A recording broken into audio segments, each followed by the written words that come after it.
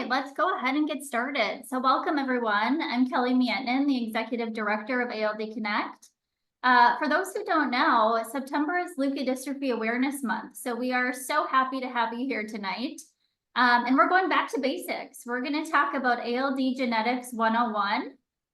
We received many questions about genetics and genetic testing and types of mutations, X-linked inheritance, and all the variants. So we thought this would be a great topic to cover. And I am honored and so excited to introduce our presenter, Dr. Felicity Emerson. Dr. Emerson has been part of our ALD Connect team for many years now as a project manager. She earned a PhD in biomedical and biological sciences from Cornell University last year, and she is currently a second-year genetic counseling graduate student at Rutgers University. And we are beyond thrilled to have her here tonight in this capacity. So quick housekeeping, please put any questions that you have in the chat. Please keep them relevant to the topics being discussed tonight, and we'll do our best to answer those at the end. As a reminder, this webinar is for informational purposes only. It is not intended to be a substitute for professional medical advice, diagnosis, or treatment. If you or a family member are ill or suspect that you or a family member are ill, please seek professional medical attention immediately. ALD Connect does not recommend or endorse any specific physicians, treatments, procedures, or products, even though they may be mentioned during this webinar. And with that, I'll hand it over to Dr. Emerson. Thank you. Okay, great. I will share my screen. And just to confirm, you can see that, Kelly, right? I can. Okay, great. Okay, well, I am so happy to be presenting tonight. I am honored to know many of you who are attending the webinar, and it's been my pleasure to work with ALD Connect for the last several years. So I am now very excited to be here presenting about ALD genetics. So just to reiterate what Kelly just said, again, this webinar is not medical advice, so please seek the advice of your genetics team or your ALD experts in relation to your own personal care. And then as Kelly said, I am not a genetic counselor. I'm a second-year genetic counseling student at Rutgers University, and I do have a PhD in genetics research. And again, I am a part-time project manager at ALD Connect. Okay. So my plan for tonight is to go over from starting at the basics to more advanced genetics topics. So I'm going to start with genetics basics, X-linked inheritance, genetic counseling and testing, then touch on variant classification and reproductive options. And I know that many of you attending the webinar are probably very familiar with ALD genetics, but in case anyone needs a refresher or is new to the community or newly diagnosed, I do just want to make sure to start at the very beginning. Okay. All right, so starting off with genetics basics, we know that we all have trillions of cells, and within our cells, we have our genetic information, which is our DNA. And that's really the instruction manual for our bodies to grow and develop and to function on a day-to-day basis. And that is the genetic information we inherit from our parents. And we can also think about the DNA as kind of like the instruction manual for our body. Our DNA is organized into these units called chromosomes. And if we're thinking of our DNA as the instruction manual, we can think of chromosomes as like chapters of that book. And then if we were to zoom way into a chromosome, we would see smaller units of DNA called genes. And each gene provides the instruction for the body to do one particular thing. So you can also think of it like a sentence in that instruction manual that's telling your body how to do something specific.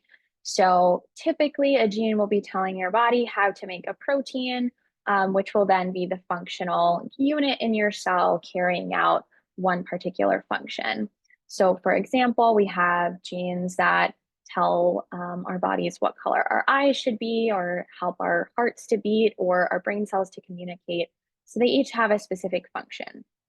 When we're talking about genetic disease, we're talking about an error in a gene that is kind of like a spelling mistake. That means that the gene isn't working properly. And the consequence of that is that the protein that gene codes for is not working properly. And so whatever that protein is normally supposed to do in the cell is not going to work the way that it's supposed to. And so you may hear different words for this kind of spelling mistake. So some people will say a mutation or a variant or a change in the gene. Those are all just different ways to describe the same thing, which is that when we compare the sequence of a gene to what we expect to be, we found a change compared to what we would expect. And we call that change a variant or a mutation. And there are many different types of mutations that someone can have in their gene. So there's many different ways that a gene can be broken and result in that gene not working properly. It could just be that there's a single letter that's changed. For example, if you think of a gene like a sentence, maybe the word cat is changed to the word car. And obviously that completely changes the meaning of the sentence, and it makes it hard for the body to understand what's going on. There can also be additional letters added in or removed, like an insertion or deletion. And so, you can imagine if there are extra or missing words in a sentence, that can also make it challenging for the body to interpret what was the original intention. So, there are multiple ways to kind of break a gene, and the big picture is that we'll break the gene and make the protein not work properly.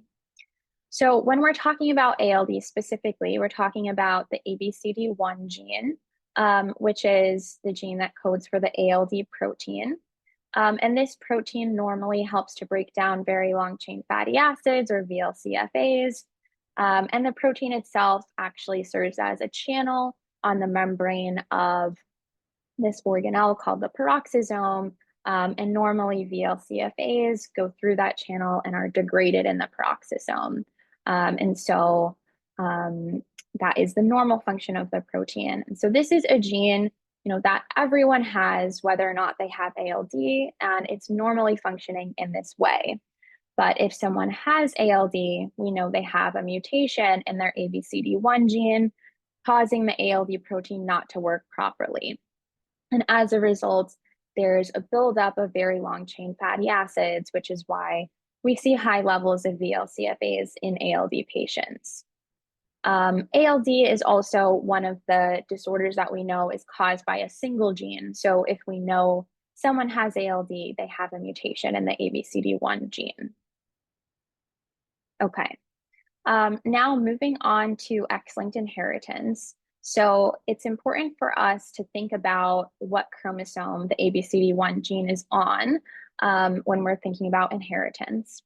And so here I'm showing pictures of typical chromosomes in a typical female on the left and a typical male on the right.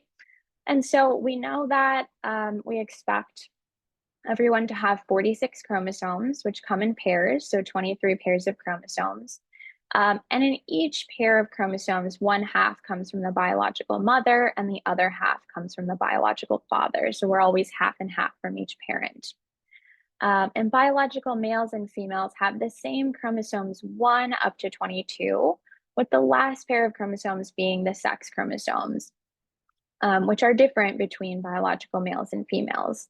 So we know that biological females typically have 2 X chromosomes, while biological males have an X chromosome and a Y chromosome.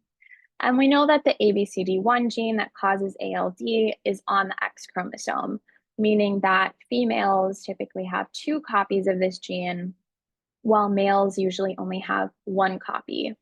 So if someone has ALD and they're a male, that means their only copy of ABCD1 is not working properly. Whereas if someone is a female and has ALD, that means they have 1 copy that is working properly and 1 copy that is not working properly. And so because of the differences between the sexes, we do know that the different phenotypes can be different between males and females. And so I won't go into this in detail because thoroughly covered on some of our other webinars and available, on our website as well. But we know that boys and men are at risk to develop adrenal insufficiency, cerebral ALD, and spinal cord disease in adulthood, which we call adrenomyeloneuropathy or AMN, whereas women are at risk to develop spinal cord disease in adulthood, which we would call a symptomatic woman with ALD, and they're at a very low risk to develop adrenal insufficiency or cerebral ALD. So there are some differences between the sexes because of the number of X chromosomes. But, the question that might remain to someone is, why do women develop symptoms at all if they do have that extra copy of the X chromosome that has the functional ABCD1 gene? And we do know that women do develop symptoms. So why is that? That is because of this normal process called X inactivation that essentially means that in every cell of a female, although we have two copies of the X chromosome, there's actually only one copy that's active or on at any one time. So this is basically a species-wide mechanism to compensate for the difference in X chromosomes in males versus females. So, clearly, since males only have one X chromosome, females only really need one X chromosome to stay healthy. And so there's kind of the way that humans deal with this biological problem is to essentially like crumple up and turn off one copy of the X chromosome in every single cell in anyone with more than one X chromosome, so that there's only one X chromosome on at a time. And this is something that happens very early on in embryonic development. So as someone is developing and there are only a few cells, one copy of the X chromosome gets crumpled up and turned off. And whether that's the X chromosome they inherited from mom or from dad, that process is thought to happen randomly. So some cells will have the X chromosome that they inherited from their mom, which is on, and some will have their dad's copy, which is on, but it will be either or. That process, like I said, happens very on, and then further cells that divide from that initial cell will keep the same copy of the X chromosome active. And so the result of that is in an adult female or anyone with more than one X chromosome, there are cells which only have one copy of the X chromosome working at a time, right? So let's say that this individual inherited an ALD, a mutation in the ABCD1 gene from their mother. That would mean that in all of the cells in red, those cells are only able to access basically the material from the X chromosome from their mom. So they're trying to use the ABCD1 gene from their mom, but that gene has a mutation. So they're essentially acting as if there's no ABCD1 gene functional in those cells at all, even though they technically have that backup copy, but it's crumpled up and not being used. And so because of this, there are some cells in women with ALD that actually don't have any functional ABCD1 at all. And that's thought to be why women still get symptoms of ALD. Okay. The other important thing to note, because of the chromosome that ABCD1 is on, is that the inheritance of ALD depends on the sex of the parent. So that's because, of course, that females have two X's and males have an X and a Y. And so if we start first on the left here, looking at an ALD family in which the mother has ALD, in these graphics, if someone has ALD, they're colored in blue, and their copy of the ABCD1 gene that's mutated is also shown in blue. So if a woman has ALD, that means that one copy of her ABCD1 gene is mutated and the other copy is not. Every single time she has a child, she has to pass on one of her X chromosomes, and she has a 50-50 chance of either passing on the normal copy of ABCD1 or the X chromosome with the mutated copy. So that means that every single time she's pregnant, regardless of the sex of the baby, there's a 50% chance that that child will inherit the mutated ABCD1 and will have ALD. That is very different from an ALD family in which the father has ALD. And that's because, again, so a man with ALD or AMN will have only one copy of the X chromosome, which will have his mutated copy of the ABCD1 gene, and then he'll have his Y chromosome.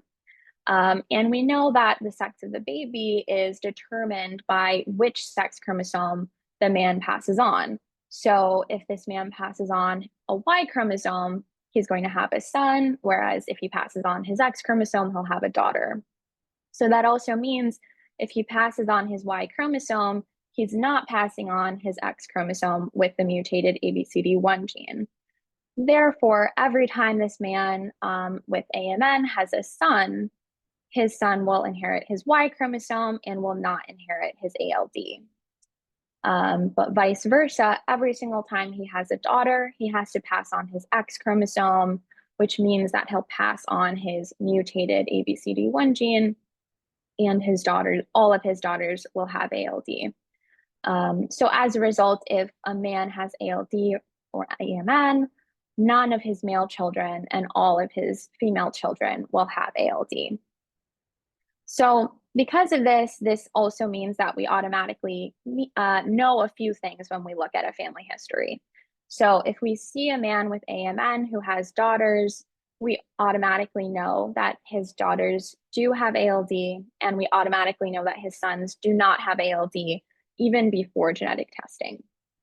We also know, for example, if we see a boy who's diagnosed on newborn screening or based on symptoms, we automatically know that he did not inherit ALD from his father, because that's one of the hallmarks of X-linked inheritance is we don't see transmission from father to son.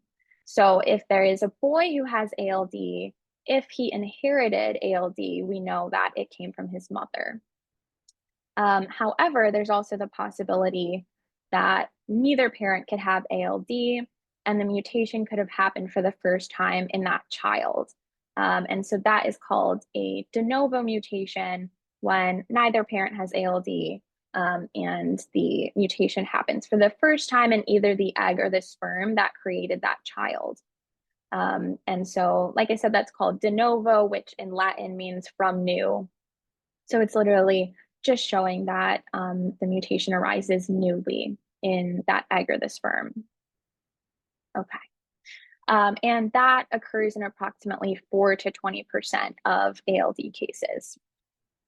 And so if parents are in a situation like this, where they have an affected child, but both parents test negative for the mutation, which of course may be relevant depending on the sex of the child, what is the chance that they could have another child with ALD? So, we might think that the chance should be 0% if it's a mutation that happens for the first time in that child. Then shouldn't it be impossible to have another child with ALD? And so the answer is, the chance for this to happen again, which is also called recurrence risk, is very, very small. But we can never say it's 0. So we say it's approximately 1 to 2%. So if you do have an instance of a de novo mutation in a child, it is very reassuring that it's unlikely to happen again. But the reason why we can never say it's 0%, there's a very small percentage of the time, 1 to 2% of the time, where we could see this phenomenon called mosaicism, or more specifically, germline mosaicism.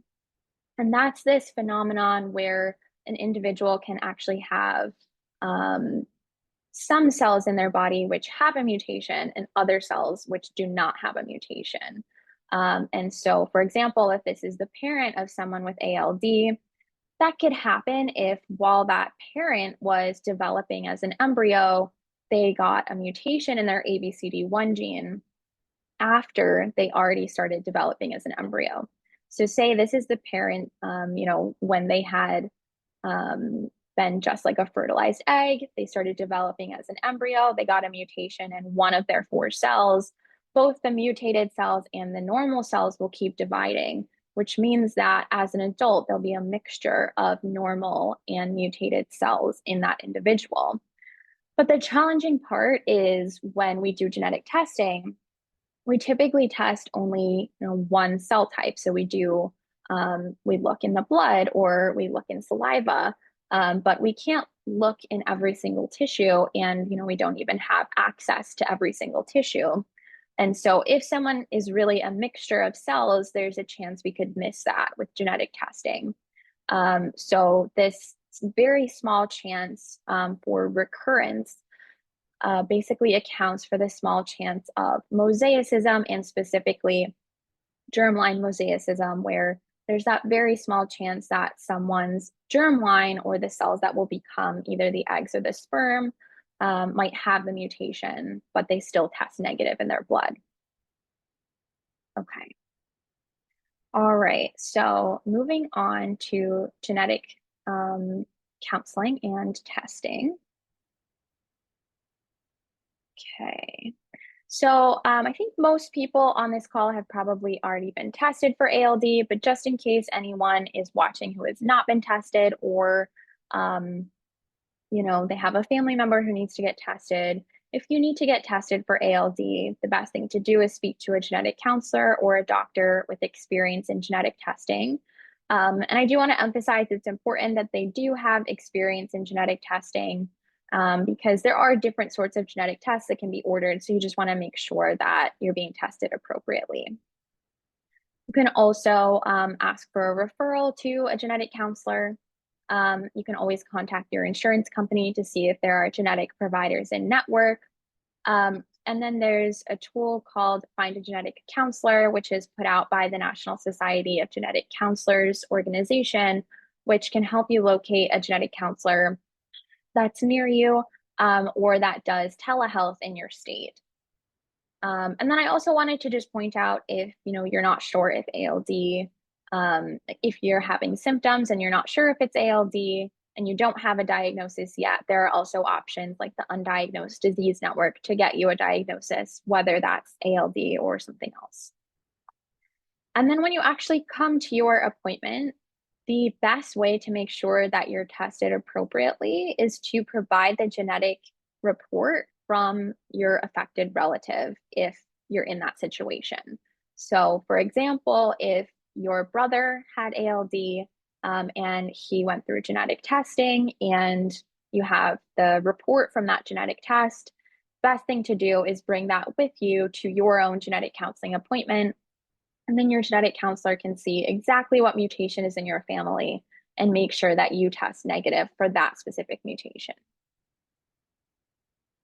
Okay. And then I also just wanted to note that genetic testing is currently considered the gold standard for ALD diagnosis, according to the recent Standards of Care paper in 2022. But biochemical testing is also available, and may also be desirable depending on the situation. But just to note that very long chain fatty acid analysis is falsely negative in 15% of females with ALD. And so especially if you are a female with ALD wanting to get a definitive diagnosis, there's a risk that your very long chain fatty acid analysis could be normal and you could still have ALD. So the other biochemical marker that is more sensitive, especially for females, is this C26 lyso-PC. Okay. And then just financial considerations. Some people worry about the cost of genetic testing. So just to note that some labs do sometimes offer free testing for relatives if a mutation is identified. Many labs also have financial assistance programs for low-income families. And you can always ask your genetic counselor about the maximum out-of-pocket cost if the test is not covered by insurance, which can be helpful because sometimes different insurances may be better or worse at covering genetic testing. Okay. Now, what actually happens when you're in a genetic counseling session, in case you've never had one? You'll go through a thorough review of family and personal history, talk about who else in the family may be at risk for ALD, and they'll usually also ask you more general medical questions, and family history questions just to make sure that nothing else in the family is being missed. They'll then review the inheritance and key features of ALD, and then help coordinate genetic testing and review the results with you. And of course, they can provide resources and referrals, such as referrals to support groups like ALD Connect, or referrals to an endocrinologist and a neurologist, etc. Okay, now I wanted to talk about types of genetic testing that can detect ALD. And so from a patient perspective, you definitely don't need to memorize all of these different types of genetic testing.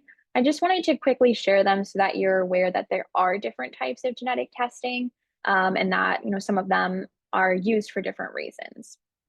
So starting from the most specific to the broadest type of test, the most specific that we can really do is this targeted mutation analysis, which is looking for one specific mutation in the family. So this would be a scenario, again, where you have your brother's genetic testing results. You want to know if you have that mutation. We know exactly what mutation your brother had, and we're checking for that one specific mutation. The next level, a little bit broader of a test, is single gene analysis for ABCD1. So this would be looking through the whole ABCD1 gene and checking for any mutation. These are both tests that would be done if there was known family history for ALD. For example, if you didn't know what specific mutation was in your family, but you knew ALD was in your family, you'd go for the single gene testing. And single gene testing could also be done if someone had really clear symptoms of ALD. They wanted to confirm the diagnosis. Okay, the next level out of genetic testing that people may get a diagnosis with is a gene panel. And so this is a type of genetic testing that tests many genes at once. It can, range from just a couple of genes to hundreds of genes, depending on the panel. And so a panel is basically like a curated list of genes that's put together by individual labs. And so the number and types of genes will change depending on the lab and depending on which panel. But panels are usually put together based on a specific group of symptoms that someone's experiencing. So for example, someone might order a spastic paraplegia panel if they're not sure what's going on with their adult patient, or like a leukodystrophy panel. And that would include ABCD1 as well as several genes related to whatever symptom is being tested for. And then even further out, we have exome or genome sequencing. So this is now the broadest type of genetic test. So if we're to zoom out, this type of test really looks through all of the DNA that we're able to look through at this point, and they're checking for mutations in any genes that are associated with the individual symptoms. So for example, if a boy were to come in with classic symptoms of cerebral ALD, they had ADHD, they started having behavioral problems, learning difficulties, regression, seizures, vision problems, etc. Their provider might order an exome or genome sequencing test on them, and that test would look for genes that are known to be associated with any of those symptoms that I just said and report those mutations back. So in this case, obviously they would pull out the ABCD1 gene. Okay. And so both a gene panel and exome or genome sequencing would typically be ordered if there was not known family history of ALD, and if someone was experiencing symptoms already and their doctor wasn't sure 100% that it was ALD. So they ordered something more broad to try to figure out what was going on. Okay, and then the last type of genetic test that I wanted to mention is carrier screening. So this is a type of screening that is used to make reproductive decisions. So it's a type of panel that tests many genes at the same time. So it's a type of gene panel, but the genes that are on this panel, again, have to do with reproductive decision making. So they're typically genes that you know, are in the scenario where if someone has a mutated copy of one gene, they don't need to worry about it unless they get together with a reproductive partner who has the same scenario, and then they have a risk for an affected child. So that type of inheritance is called autosomal recessive inheritance, but there are sometimes X-linked conditions on these panels, including ALD. And so again, that's not to say that women with ALD are carriers, because we know that they develop symptoms and they're not just carriers, but ALD is included on many carrier screening panels because at the time of reproductive decision making, many women may not have symptoms yet or may not know that they have ALD. Okay. And again, that is usually done when there's no known family history and it's not based on symptoms. Okay. All right. So I wanted to talk about variant classification. So if we were to do a genetic test, what would the result look like? And what does that mean in terms of variant classification? Okay, so first talking about what a positive result would look like. So this is just an example of what a genetic test could look like. It would look different depending on what exact test was done and what company was used. But there's usually a few things in common with the different results. So usually we'll say something like positive results and then give you a summary. So the summary here is a hemizygous pathogenic variant was identified in the ABCD1 gene. And then, there's usually information about the test that was performed. For example, if this was a panel that looked at 15 genes, it would say this test examined 15 genes related to spastic paraplegia, and then talk about what the other genes were as well. And then the information that we're really most interested in is contained in this table. And so, of course, the gene for ALD will be ABCD1.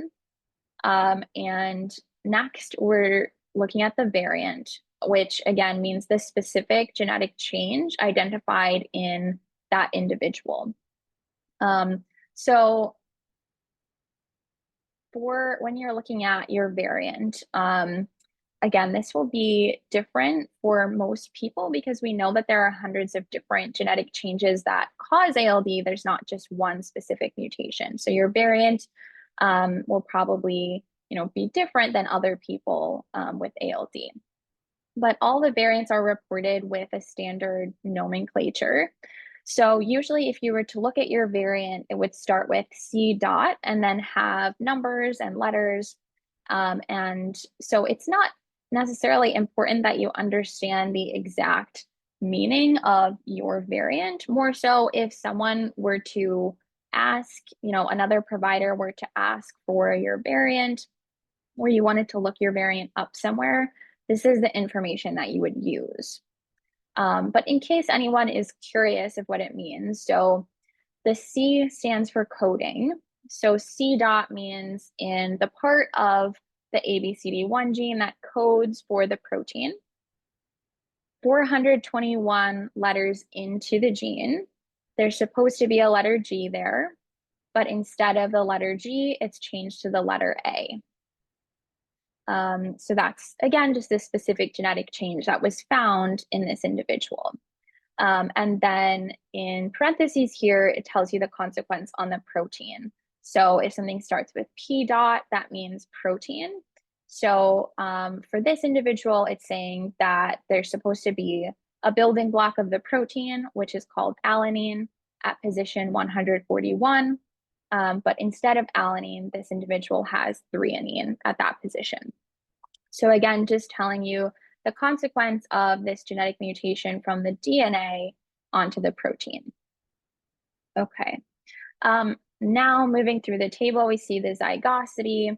In this case, it's listed as hemizygous. So zygosity is just a way of saying how many copies of the mutation were detected. And so hemizygous is a word that means there's only one copy total, and that copy has the mutation. So because of that, we know that this individual would be a male because they only have one copy of the ABCD1 gene on their X chromosome. If this were a female with ALD, then we would expect this to say heterozygous, meaning one copy of the mutation was detected and on the other copy, the mutation was not detected. And then lastly is the classification, which in this case is listed as pathogenic, meaning disease causing. And so I want to take another minute to talk about classification because I know that can be a topic of confusion within the community. So what does it actually mean, your variant classification? And also importantly, what does it not mean? Okay, so starting with what actually is your variant classification. So every single time a genetic testing lab sees a variant, sees a specific genetic change, they have to determine whether or not that change is likely to cause disease, in which case they'll call it pathogenic or likely pathogenic, and they'll say your genetic testing is positive. Or they see a change and they are pretty convinced that that change will not cause disease, in which case they'll say that change is benign or likely benign, and they will say that your test is negative. And so there are benign or likely benign changes that occur because we each have changes in our genes that just make us unique and make us different from each other. And most of the genetic changes that we have are not going to be disease causing. And so, for example, there can be mutations that don't really change the function of the protein, and those might be benign. So, for example, if we're thinking again of our gene as like a sentence, say you try to type out the word gray, Gray, and you accidentally type Grey, well, that also spells gray. So it's not going to change the meaning of the sentence, and anyone reading it will still understand what you mean. So there can be changes that occur like that that don't have a major consequence on the function of the protein. And so sometimes those will be called as benign or likely benign. If the lab is convinced that whatever change that you have is not going to cause misfunction in the protein.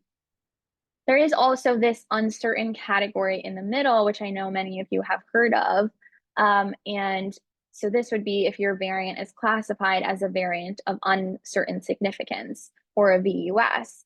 And this essentially is a classification, meaning there's not enough evidence one way or the other that your variant will cause disease or that it will not cause disease. So the lab is just not convinced one way or the other, and so they say that's an uncertain result.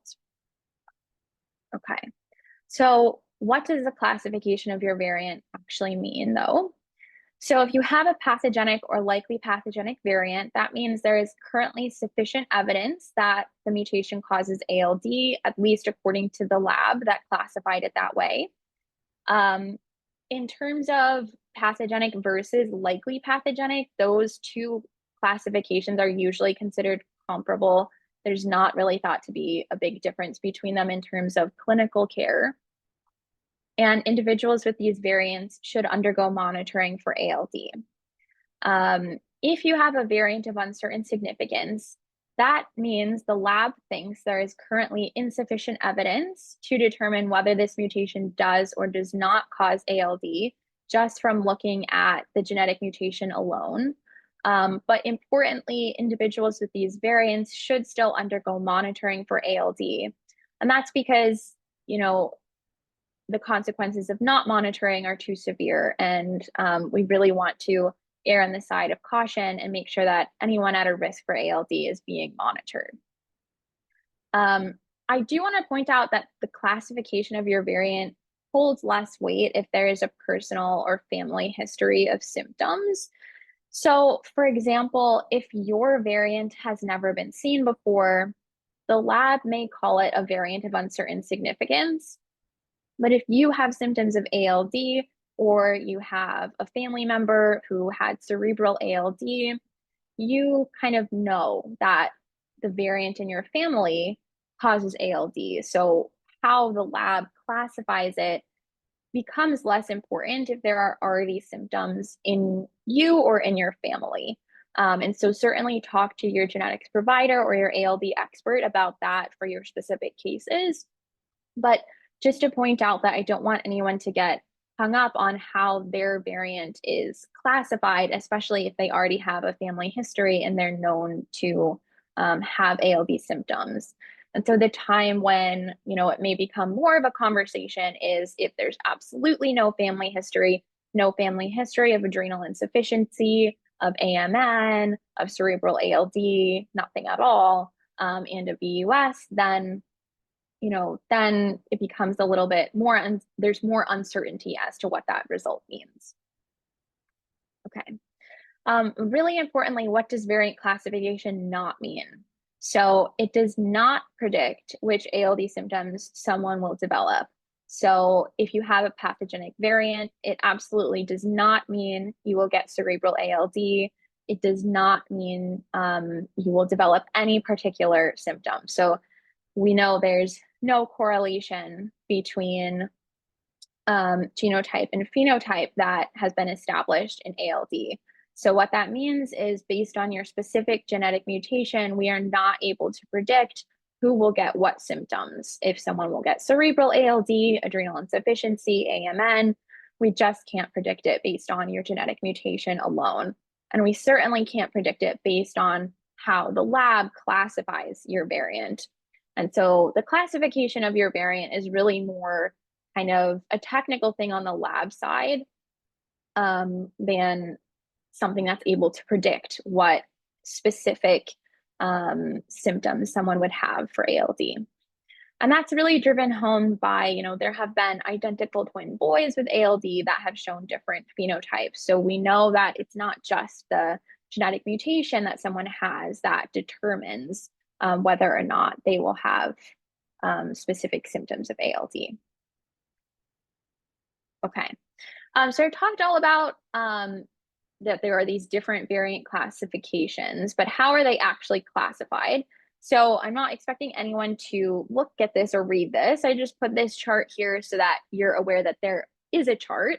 There are actually guidelines put out by the American College of Medical Genetics. And you can kind of see that there is like stronger evidence and weaker evidence in support of pathogenicity or of the variant being benign. And there are different categories of data. And so essentially a lab that's classifying the variant will look through all the available data and put that data into one of these buckets, which is predetermined by this ACMG guidelines. And then after they gather all of the evidence, there are very specific criteria which must be met for a variant to be classified as pathogenic, likely pathogenic, benign, or likely benign. So for example, there must be like one criteria from one of the buckets, two from another. So there's very specific criteria for each category. And the way something would then be classified as uncertain significance would be if the criteria for any of the other categories were not met, or there's contradictory criteria between benign and pathogenic. So that's why we get that uncertain results. There's something contradictory, or we just don't have enough evidence one way or the other. Okay. So we have these classification guidelines, and then each genetic testing lab has a team of scientists that classifies variants. And their variant scientists review current scientific evidence and computer modeling, and they try to make the most accurate classification based on current evidence. And variants can also be reclassified up or down when new scientific evidence is available. Okay, and then I also wanted to point out for ALD, we have this wonderful ALD specific resource for variants in the ABCD1 gene, which is the ABCD1 variant database run by Dr. Stefan Kemp at Amsterdam University Medical Center. And so this is a great resource open to both clinicians and families. And you're able to go in and search for any variant and see what that variant has been associated with. Okay. And so we have, heard of instances where variant classification is conflicting either between the ABCD1 variant database and a lab that did someone's genetic testing, or between two labs that have done genetic testing. And so why might that happen? So that might happen because the variant classification guidelines are not universally, variants are not universally classified by an agency. So those guidelines exist from the American College of Medical Genetics, but each lab puts them into place for their own variant classification. So there's no universal agency that classifies variants. So because of that, labs may classify the same variant differently. And that may be because they interpret the same information differently. There may be lab specific or database specific information. Labs are not required to share all of the information about every single patient they've ever had. So they may be aware of a patient they've had in the past that isn't publicly available. There can also be different software programs, et cetera, that labs could use.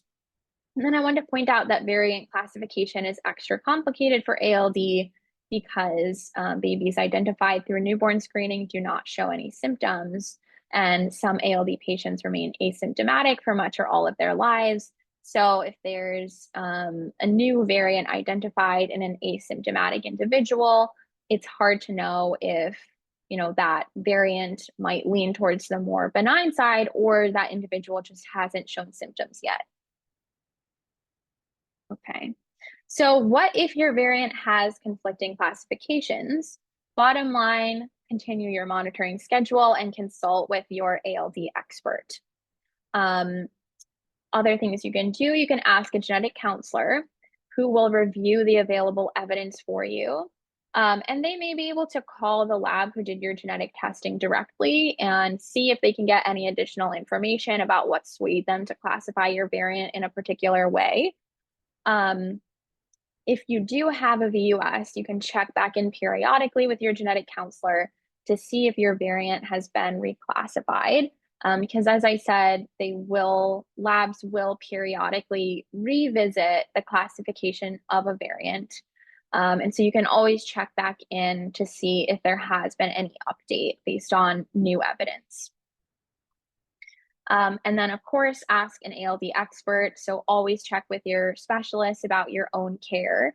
And then I also wanted to mention, if you do have a variant of uncertain significance and you do not have a family history of ALD, you may qualify for the gray zone, which is a study being run by Dr. Stefan Kemp's research group.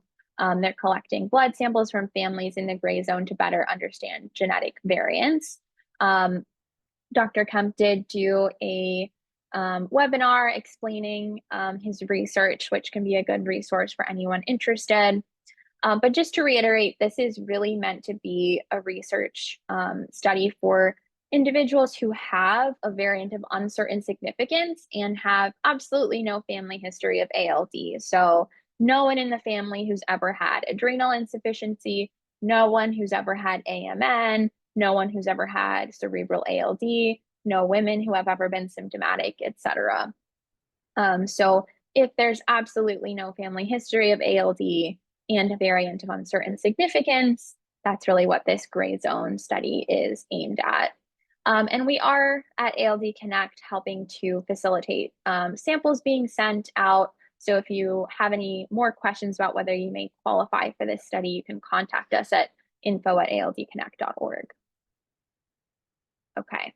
And then the last thing I just wanted to mention for variant classification is I've heard this question several times of why didn't my ALD turn up on my carrier screening report?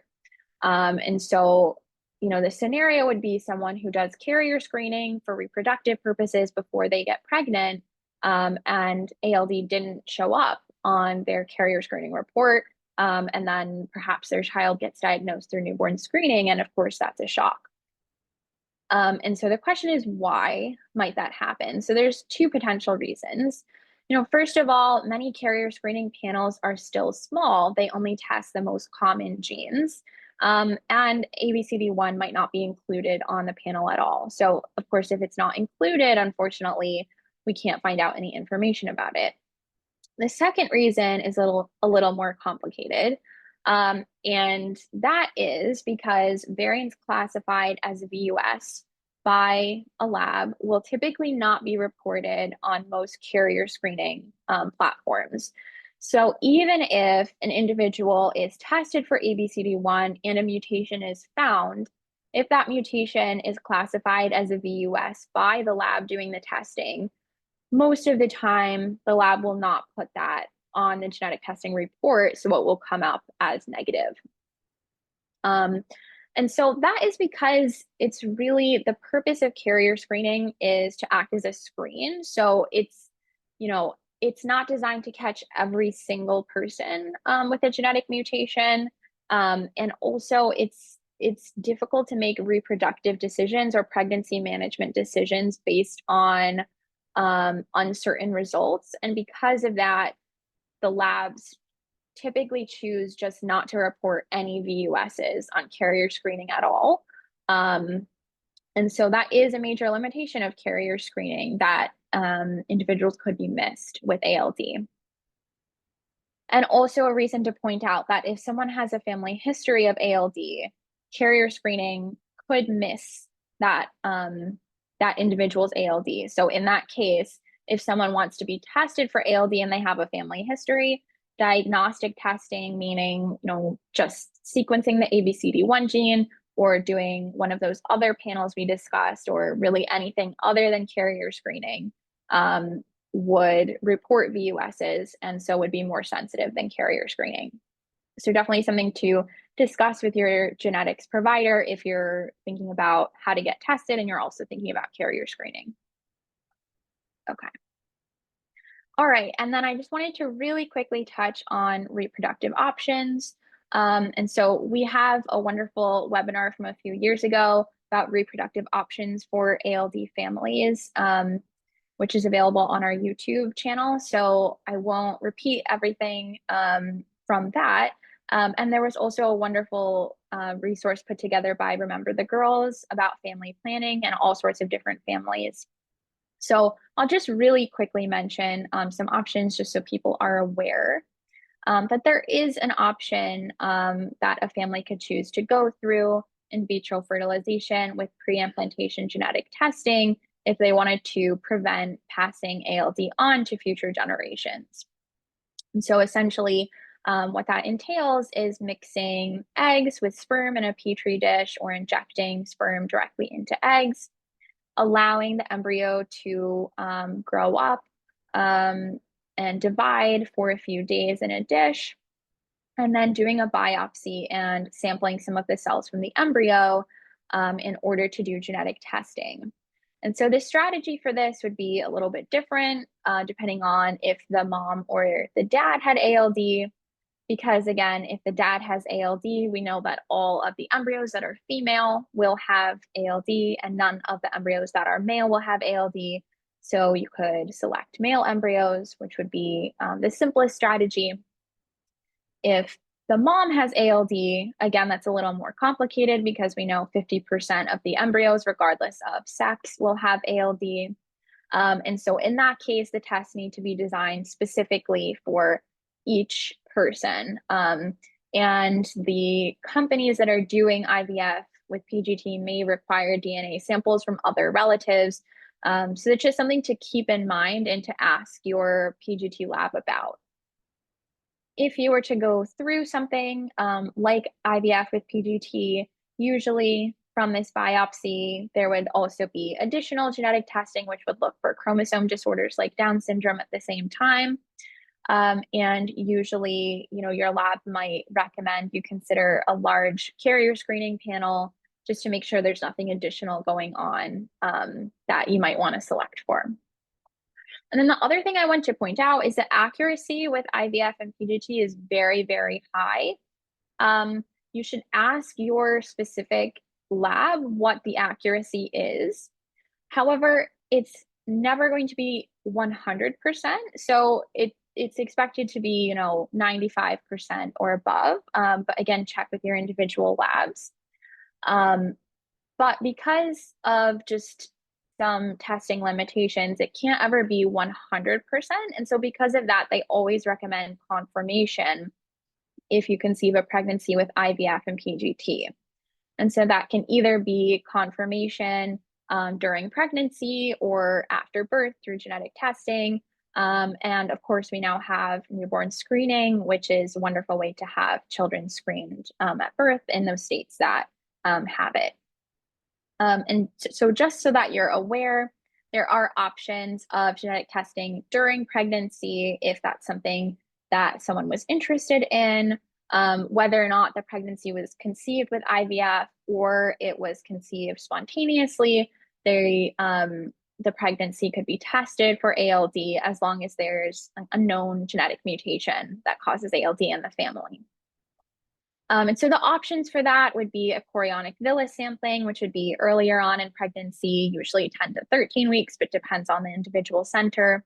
So this is when a catheter is inserted through the cervix or a needle is put through the abdomen, and a piece of the placenta is taken out and sent for genetic testing. A little bit later on in pregnancy, there's the option for the amniocentesis at 16 weeks or later. And this again pulls out amniotic fluid, which has cells from the fetus, which would be able to go through genetic testing. So for both of these procedures, the pros are they would be able to tell you yes or no, a diagnosis. They would also be able to do additional genetic testing for things other than ALD, if that's something people were interested in. But the cons are, with any procedure, there's a very small chance of miscarriage related to the procedure. So it's usually anywhere from 1 in 1,000 all the way up to 1 in 100. So again, ask your doctors what numbers they quote at their centers. But definitely, pros and cons of this type of testing and something to discuss amongst with you and your partner, and think of the pros and cons. Okay. All right. So with that, I am happy to take any questions. I know it's already 8, but I'm happy to take any questions at this point. Thank you, Dr. Emerson. That was amazing. We do have some questions. I'm not sure that we'll get through all of them, but I'll go ahead and start with a few. One that came through was, what is the cause of mosaicism? So that's a good question. Let me go back to my picture. Mosaicism, there we go, is typically caused when there is a mutation that occurs, but instead of it happening in either the sperm or egg, it happens after conception. So that's what kind of distinguishes it from like a de novo, what we usually think of as a de novo mutation. So if we're thinking of a de novo mutation, it's usually something that either happens in the egg, which is like this circle here, or the sperm here. If that's the case, there's a new mutation in the sperm or egg, then every single cell in the individual will have that mutation because every single cell divides from that fertilized embryo, right?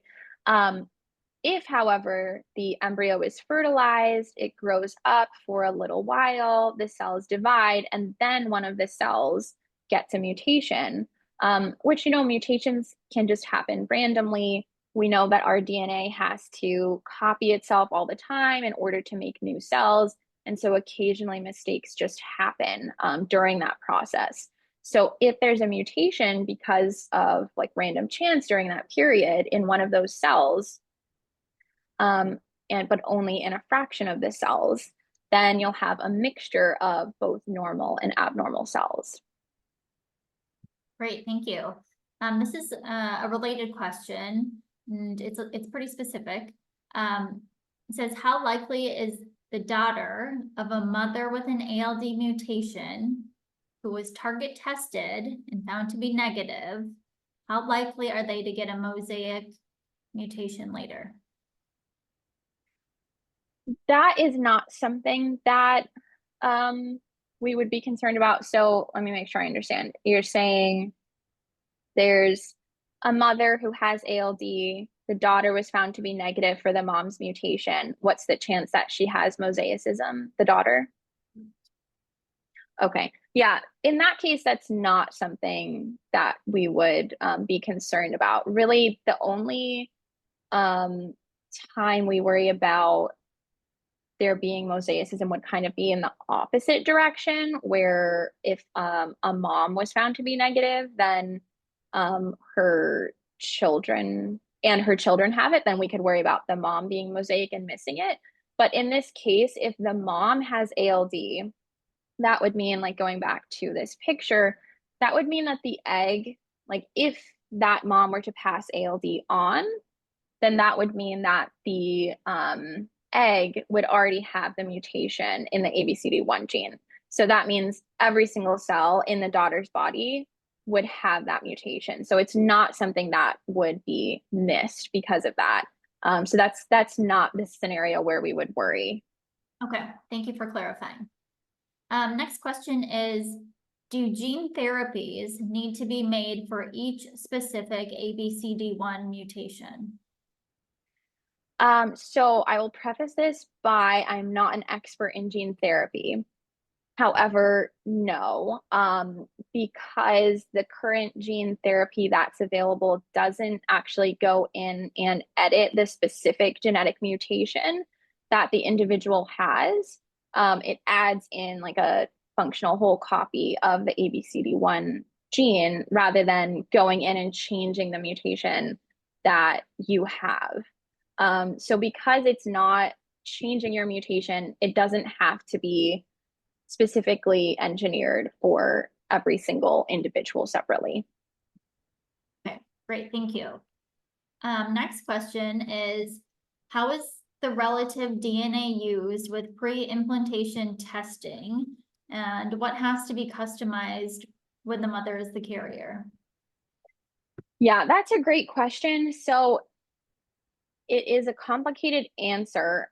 Essentially, there are two different ways that pre-implantation genetic testing can be done. The most common way is actually tracking which chromosome has the mutation throughout the family.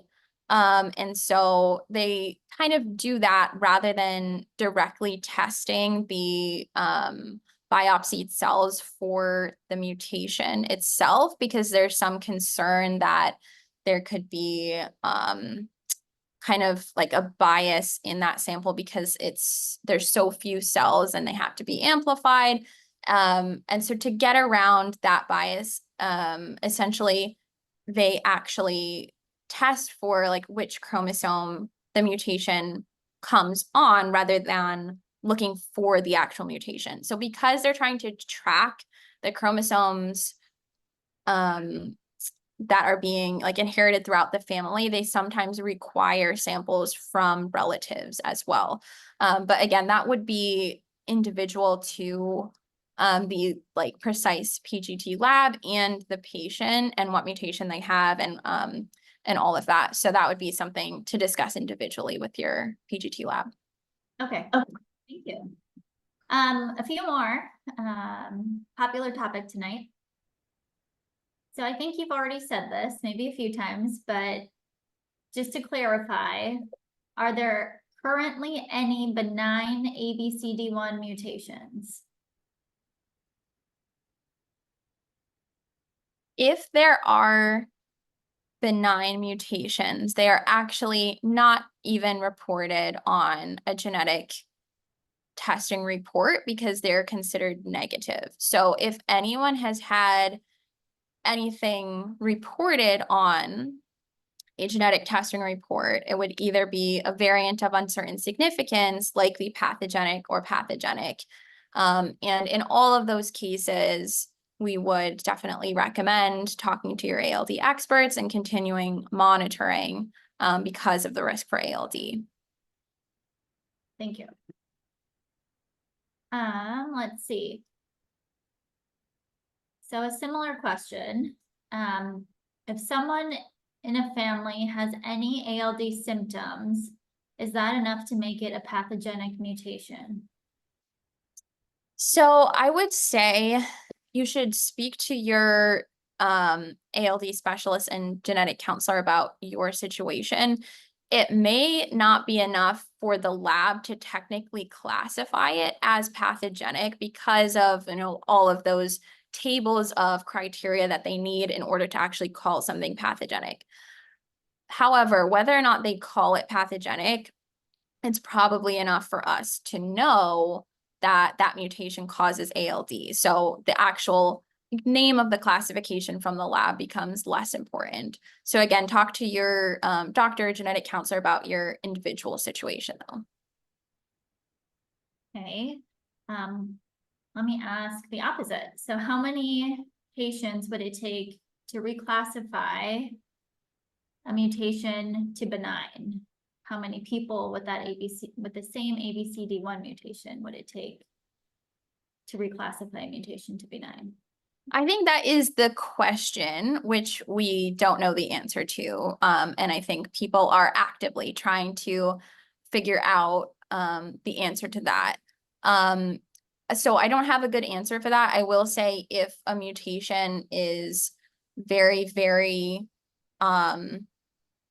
prevalent in like population databases, that's something that is used to classify a variant as benign or likely benign, but that's not the scenario that we're talking about because that would be like in a large fraction of the population. So in terms of the number of ALD patients, I think that's still something that we're actively trying to figure out. Okay, thank you. Two more. This one is, why do patients with the same mutation have different symptoms? So like the example that you gave with twins who might have the same mutation, but very different experiences. Yeah, that's a great question. And again, one that I think people are trying to work on and understand better. So I think we don't have a great answer right now. There are some, hypotheses that maybe there are other genes that kind of modify the phenotype. Maybe there are environmental factors. For example, we know that severe head trauma could be a trigger for cerebral ALD. So possibly there could be other things that modify the phenotype, but we definitely don't have a full picture of that right now. Okay. And then last question, also related to the last one, I think. Is there anything that happens within the gene that causes a specific mutation to result in more severe versus mild symptoms? So not that we're able to detect right now. So there has not been a way to correlate the specific genetic mutation to the symptoms that someone develops, and no way to predict right now if someone's more likely to have severe versus mild symptoms based on their genetic mutation. Okay. Great. Let's see, I think we've covered most of the questions that have come through in the chat. You can always feel free to reach out to us, either info@aldconnect.org. Otherwise, Dr. Emerson shared her email on a slide. Let's see. Yes, and I also am planning to send out the resources that I had listed for those webinars, et cetera, and websites after the call. So I'll send that out in an email and also include my email in that. Perfect. Well, thank you everyone for joining and spending your evening with us. Thank you so much, Dr. Emerson, for sharing your expertise with us tonight. We were so happy and excited to have you here. And I hope everyone has a great night. Thank you so much. Thanks.